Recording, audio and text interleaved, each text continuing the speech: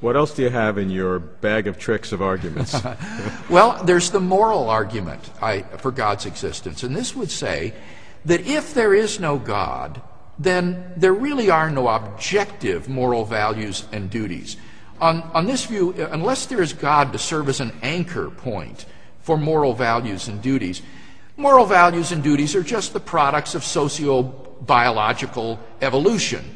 And on this view, without God, everything is relative. Human beings are just relatively advanced primates, and moral values are just something we've evolved to get along in society without killing each other off. This argument to me sounds different in that you need to assume the absolutism of moral values. In the other arguments, you're assuming the reality of a beginning and a world, which I think everybody admits. But when you deal with moral questions, you have to make the assumption that there are absolute moral values as opposed to relative values. That's right. Because if you don't have absolute values, then you certainly don't need God. I prefer to speak of objective moral values, by which I mean mind-independent values.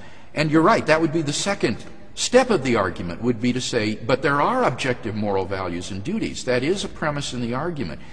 And I think that's an assumption. Well, it's a premise. I don't think it's just an assumption.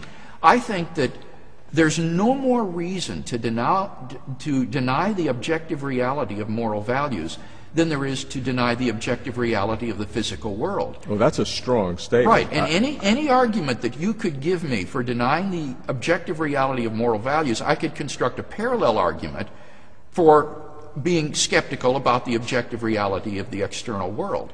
If we trust our sensory intuitions that there is a world of objects independent of us out there, I don't think we have any grounds for distrusting our moral intuitions of the realm of objective values that we perceive. Certainly, to verify the objectivity of the external world, we're dependent upon our senses. Everybody agrees with that. And there's no way to get outside your senses totally. to prove you're not a body lying in the matrix being programmed to believe in something. All agree with that. But when you get to moral values, that's different. That's not an objective sense in the same way that everybody in every society in the history of the world would have had that same view of this chair or this carpet. I mean, they would know it's there. But if you deal with moral values, different societies have had different moral values.